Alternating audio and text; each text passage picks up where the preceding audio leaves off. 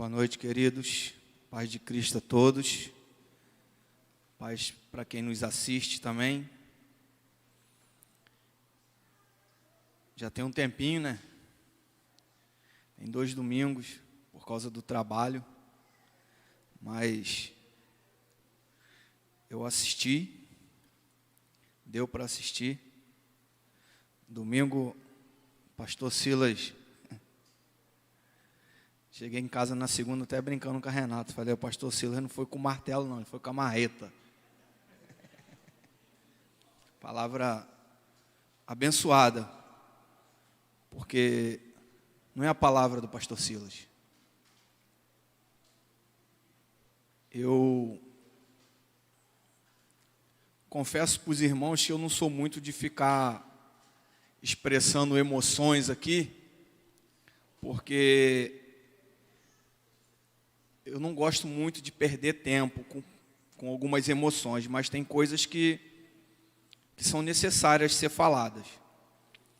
E eu estava ali, perdi até um pouco assim do raciocínio, porque todos nós temos problemas na vida, foi ministrado, foi falado isso aqui.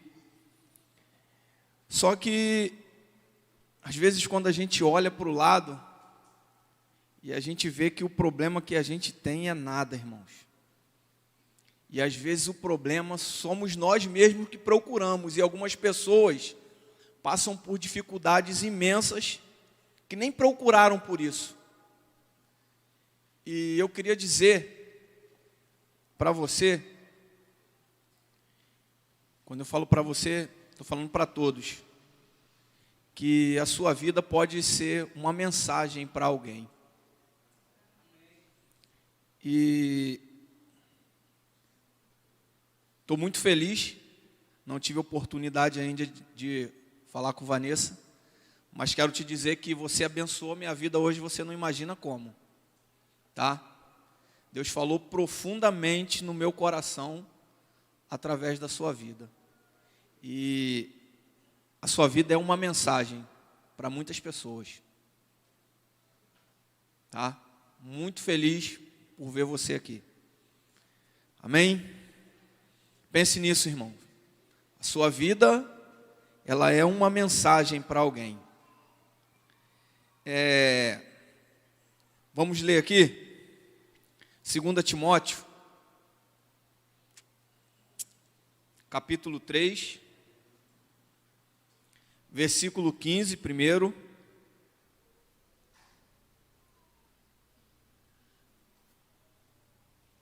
Diz assim, vou ler aqui na minha Bíblia, tá? Pois desde a infância conhece as sagradas letras, que pode fazer-te sábio para a salvação pela fé que há em Cristo Jesus. Depois a gente vai ler, logo à frente, capítulo 4. Eu falei até com ele do versículo 7, mas eu quero ler o 6 também. Paulo, ele está fazendo uma despedida, né? Ele dá algumas orientações a Timóteo, um jovem cooperador. Paulo chega a usar essa expressão, né? Que Timóteo era um cooperador dele. E Paulo fala assim: quanto a mim, já estou sendo derramado como libação, e o tempo da minha partida está próximo. Combati o bom combate, acabei a carreira, guardei a fé. Desde agora, a coroa da justiça me está guardada, a qual o Senhor, justo juiz, me dará naquele dia. E não somente a mim, mas também a todos os que amarem a sua vinda. Procura vir ter comigo depressa, porque Demas me abandonou, amando o presente século, e foi para Tessalônica. Crescente foi para a Galácia e Tito para a Dalmácia. Somente até aqui. E refletindo nesse texto, eu comecei a pensar na biografia da vida de Paulo. Comecei a lembrar e fui lendo algumas coisas E de repente, esse homem, Paulo, ele aparece no cenário bíblico, jovem, no capítulo 7 de Atos, no versículo 58, quando Estevão foi apedrejado e foi jogado aos pés do jovem Saulo, Paulo ainda Saulo. E no capítulo 8 vai dizer no início que Paulo ele começou a perseguir a igreja, ele começou a matar os cristãos, ele começou a prender os cristãos, e eu fui pensando na história, na vida de Paulo, e agora, no final da sua carreira, acredito que ele também começou a olhar e pensar em toda a sua vida, olhar para o panorama de tudo aquilo que aconteceu com a vida dele. E pensando nisso, assim veio algo no meu coração.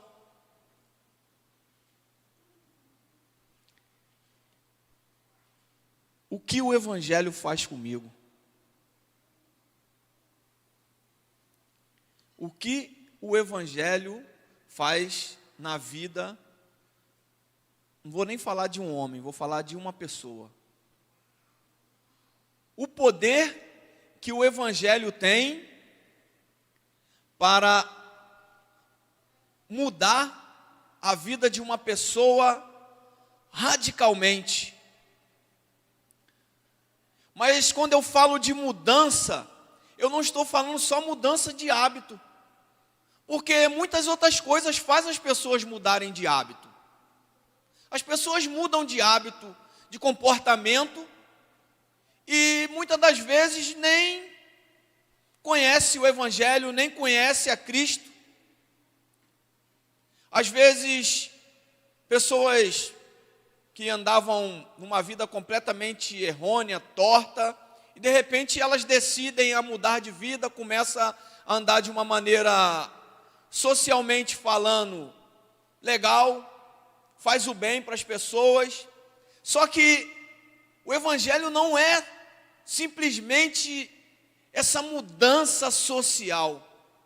Quando Paulo ele começa a relatar isso para Timóteo, de uma forma para que Timóteo ele fosse perseverante, como o Giovanni falou aqui, ele começa a dizer: olha, para mim já acabou, mas como cooperador meu, alguém que acompanhou a minha trajetória, você sabe muito bem, eu combati o bom combate, eu guardei a fé, em momento nenhum eu me desviei da fé. Você sabe de todas as dificuldades e aflições que eu tive, por amor a Cristo, por amor ao Evangelho, por pregar o Evangelho, e nesse momento, até a minha sentença de morte é por causa do amor a Cristo. Eu combati, Timóteo, o bom combate, perseverei, continuo perseverando, estou indo até o fim. O interessante é que ele fala: venha logo ter comigo depressa, porque algumas pessoas já me abandonaram nesse momento de dificuldade.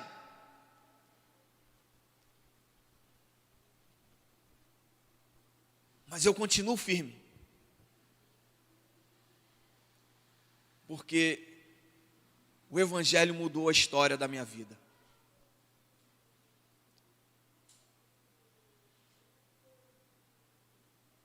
O Evangelho não é simplesmente uma mudança de hábito, irmãos. Eu estava ali pensando, o pastor falando de trocadilho de palavra. O Evangelho não é simplesmente para mudar o seu comportamento. Porque existem pessoas que têm um comportamento melhor do que o meu. E essas pessoas dizem: para que estarei lá? Se eu não faço isso ou não faço aquilo. Eu nunca fiz isso, nunca fiz aquilo. Para que eu estarei lá?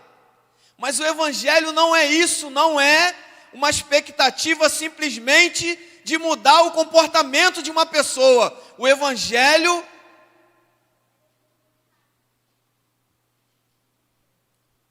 é o caminho da salvação.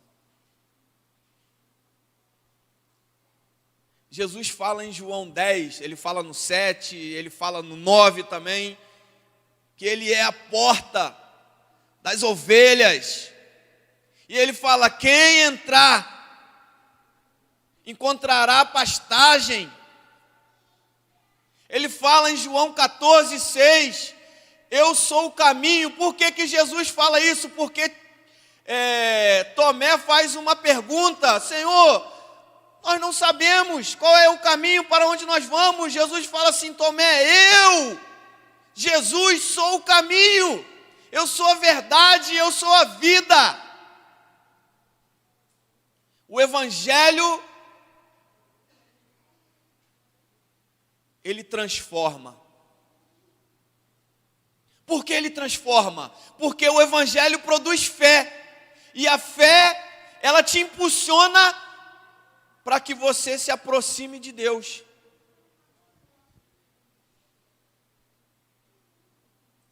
O Evangelho é o caminho de aproximação. O que o Evangelho fez na vida desse homem? Quem era Paulo antes de se deparar com Cristo?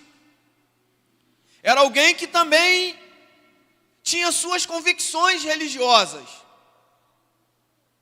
E por isso perseguia aquilo que ele acreditava ser uma seita. Mas Jesus, o Evangelho de Deus, a novidade, transformou a vida desse homem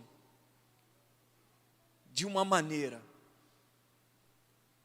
E ele entendeu tanto que ele viu a necessidade de abrir mão de tudo aquilo que ele tinha de expectativa de vida para ele, para anunciar isso para nós. Porque Paulo foi um dos precursores para que hoje nós estivéssemos aqui. Foi um dos.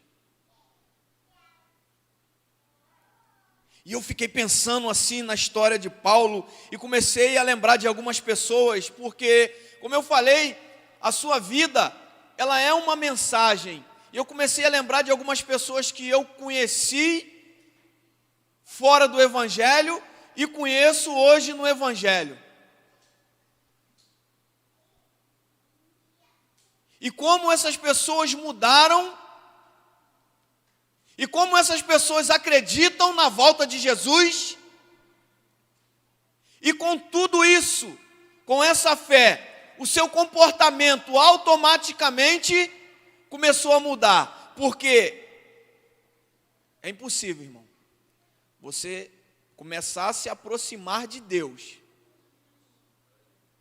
e o seu comportamento não começar a mudar.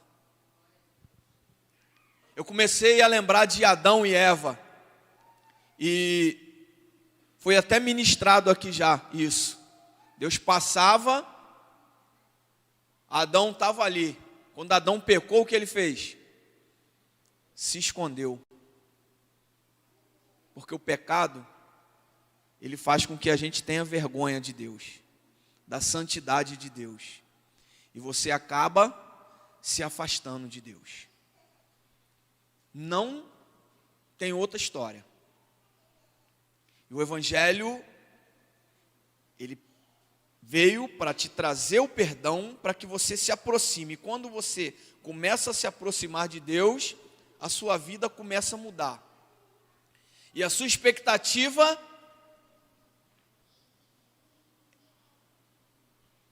é de acabar a carreira guardando a fé. Eu não vou demorar muito, irmãos. Não vou, prometo que não vou. E talvez você está pensando assim, por quê?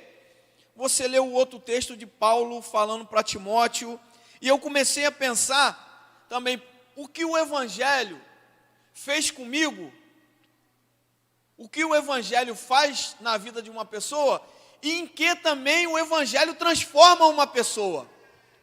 E eu comecei a pensar também sobre algumas pessoas que nasceram no seio da igreja, cresceram no seio da igreja e nunca se afastaram da presença de Deus. Nunca se afastaram. Porque às vezes a gente acha porque alguém teve um problema ou alguém andou com um problema num canto e a gente fala assim, ó, fulano é uma coisa que se criou no nosso meio, fulano está em pecado, fulano já não está mais próximo de Deus, fulano já não tem mais compromisso, enquanto na verdade não é isso. Às vezes a gente não procura saber por que aquela pessoa se encontra naquela condição, às vezes precisando simplesmente de um abraço, mas na verdade ela nunca esteve tão próxima de Deus quanto está naquele momento que ela está ali quietinha no cantinho dela, sem uma palavra para falar para ninguém, sem cantar, sem tocar, sem ministrar uma palavra, sem fazer nada, mas ela não abriu mão. E eu comecei a pensar em algumas pessoas, eu não vou citar nomes aqui para eu não ser injusto com ninguém, porque são várias pessoas, mas eu fiquei pensando em pessoas daqui dessa comunidade, de outros lugares que eu conheço, e Paulo começa a falar isso para Timóteo, olha, você, rapaz, sempre esteve, agora entenda uma coisa, não é suficiente, permaneça, continue próximo de Deus, independente das circunstâncias, porque o Evangelho, ele faz isso com você, faz você superar as dificuldades, porque a perspectiva do Evangelho não é o aqui, irmãos. Nós vivemos sim o Evangelho aqui, mas a promessa do Evangelho não é para o aqui. E Paulo ele vai dizer assim, ó, não só para mim a coroa da justiça está reservada, mas para todos aqueles que amam o quê? A vinda do Senhor. A perspectiva do Evangelho, pastor Silas, não é o agora. A perspectiva máxima, primária do Evangelho é quando Cristo voltar.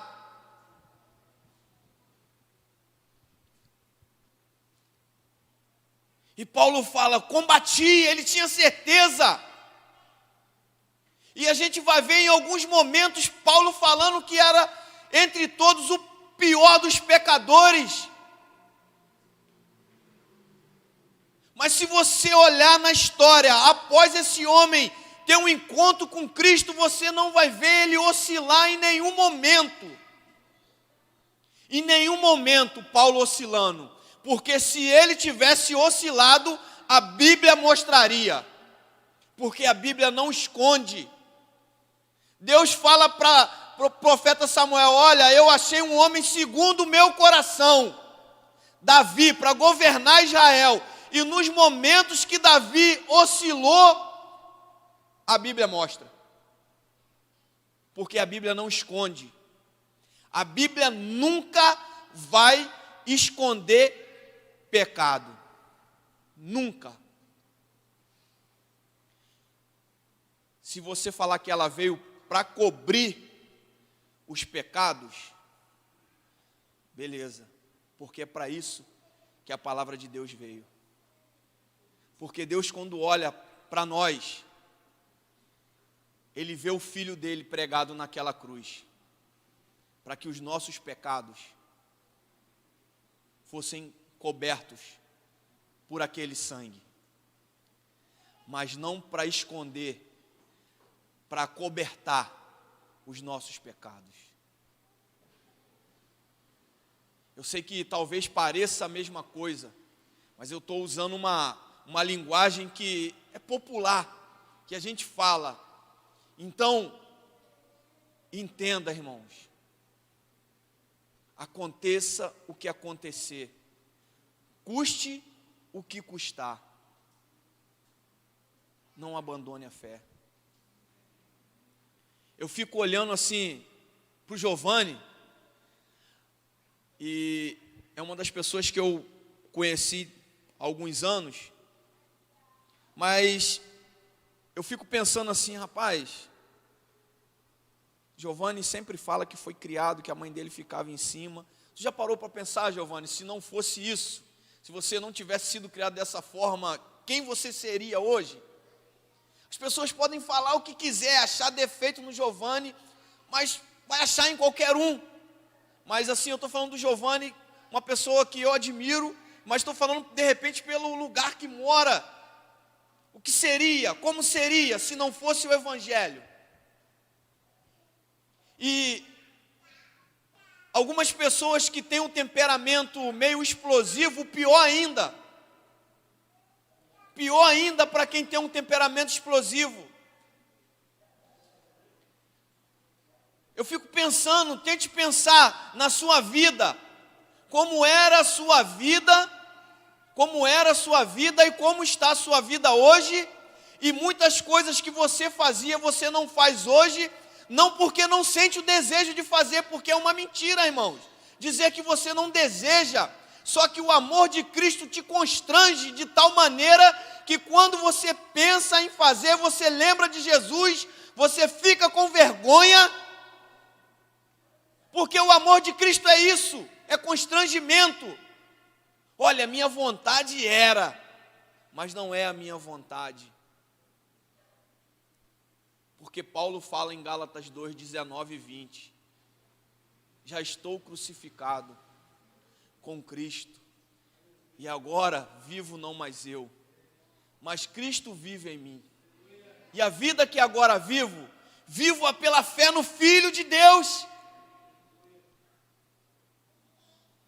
Jesus não mata temperamento de ninguém, mas Ele ensina você a se constranger, de tal maneira que quando você se excede um pouco, você se arrepende na hora, isso te deixa muito mal, porque é isso que o Evangelho faz comigo. E quando eu estou falando comigo, eu estou falando você falando para você. Os jovens que hoje estão aqui, estão crescendo, pode ter certeza do que eu estou falando para você. Se você continuar firme na fé, no caminho de Cristo, você será muito melhor do que sem Ele. E eu não estou falando de alcançar coisas terrenas, não, porque isso daí a gente alcança sem Cristo. A gente olha para o lado e vê algumas pessoas que alcançaram muito mais do que a gente, e de maneira honesta, trabalhando. Não estou falando de nada de maneira errada, corrupção, nada não. Estou falando de maneira honesta e trabalhando. Mas o Evangelho não é isso. O Evangelho é a porta. É a porta, irmãos.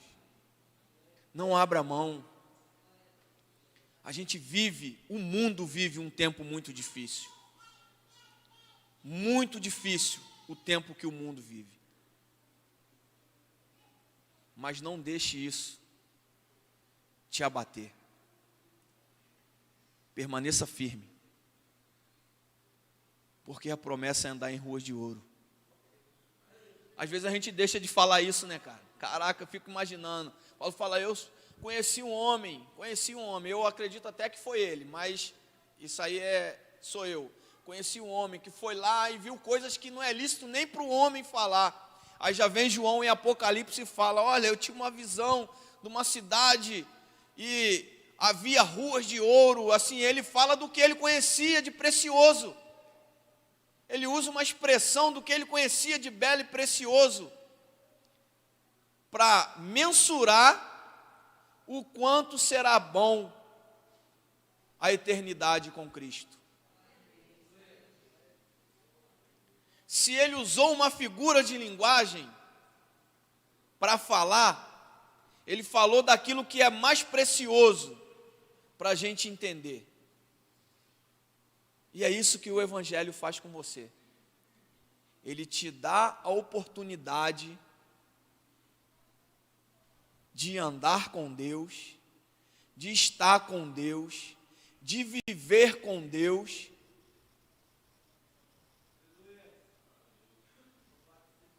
E de vencer a morte.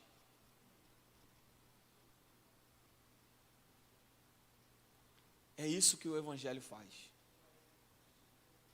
O Evangelho de Jesus Cristo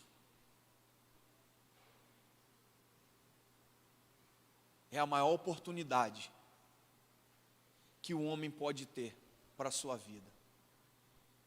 E eu quero dizer para você que ainda não agarrou essa oportunidade, agarre, porque hoje então, no momento que nós vivemos, a gente não sabe, mas uma certeza eu tenho: se você agarrar essa oportunidade, você vai entender. E no seu coração e no seu entendimento você vai ver que tudo isso é verdade. Tudo isso é verdade. Que Jesus voltará. Ele voltará.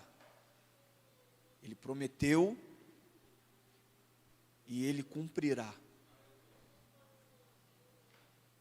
E o Evangelho é a nossa oportunidade de vivermos com Ele aqui e depois da sua vinda. Amém?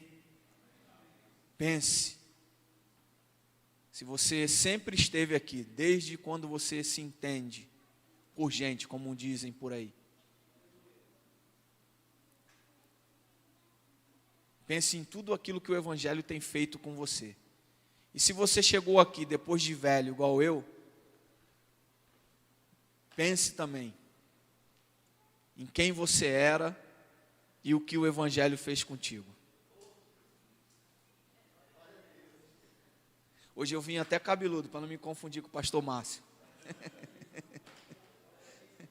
Pastor, todo mundo fica assim, eu não sabia se era o pastor Márcio ou se era o Jorge, ainda mais com essa luz aqui, ó. Falei, não, hoje eu vou cabeludo para ninguém confundir.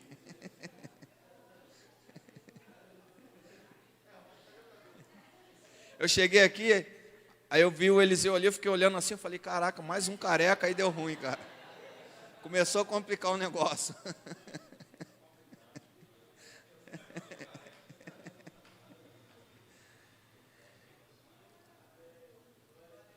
Pense nisso, irmãos. Tenha um resto de domingo abençoado, um início de semana abençoado. Jesus é conosco. E aquilo que foi falado aqui no início, nós precisamos um dos outros. Quando Jesus disse 2 ou 3, ele não estava querendo numerar, ele estava querendo dizer, você precisa de alguém. E alguém precisa de você. Amém?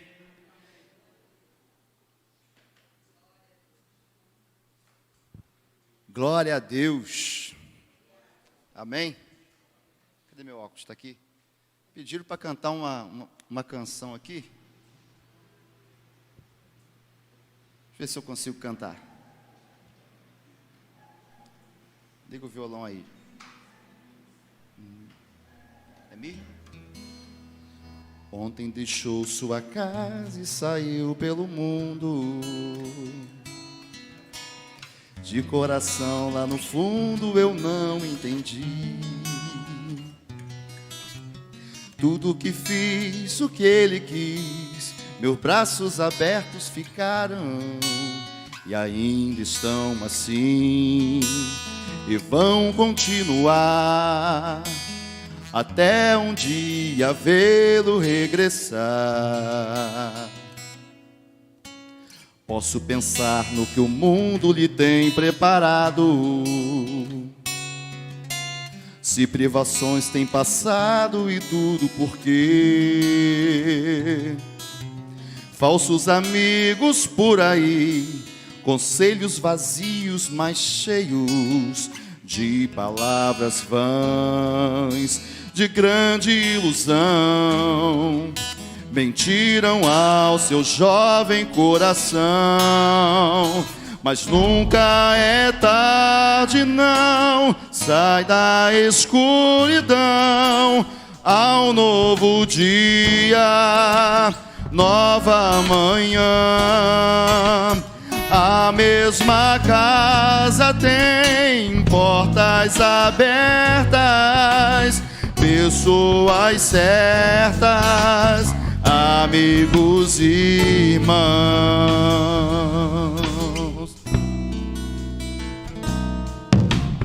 Parece sonho, mas nem a distância me engana. O coração de quem ama não pode esquecer seus passos fracos, tropeções, seus olhos choram. Pai, eu sei que errei, mas vim para acertar. Permita-me de novo aqui ficar. Pai, só lamento que onde passei via muitos filhos sem rumo e sem teto e carentes de amor. Que o Senhor lhes dê a mão, lhes mostre de novo o caminho. Pego renascer, um novo proceder, na mais perfeita e bela comunhão.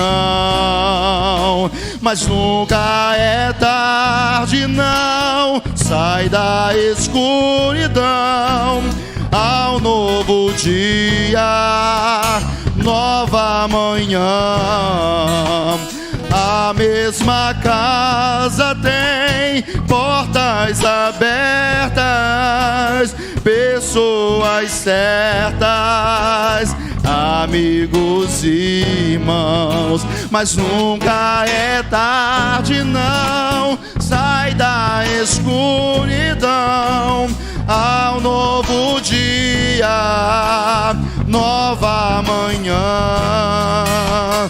A mesma casa tem portas abertas, pessoas certas, amigos e irmãos.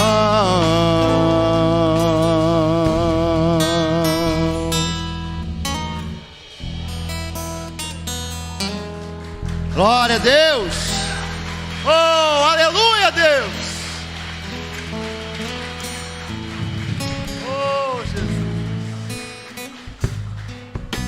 Senhor, continue falando ao seu coração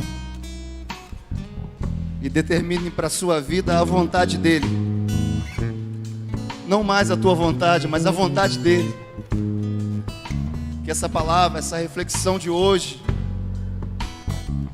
o Evangelho não é uma simples mudança de comportamento, mas é o caminho, é a verdade, é a vida, é o futuro.